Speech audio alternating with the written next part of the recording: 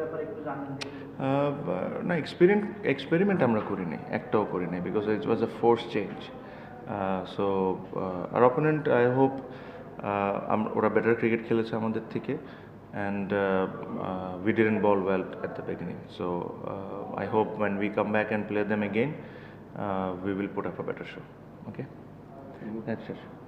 Captain টানা 6টা match জেতার পর একটা ম্যাচ খেললেন, কোয়ালিফায়ার আগে থেকে আসলে রিয়েলি চেক করবেন নাকি?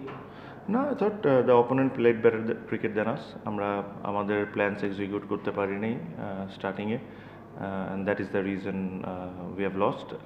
Especially, I don't think এই উইকেটে 200 রান হওয়া উচিত ছিল. It should have been 160, 170 max.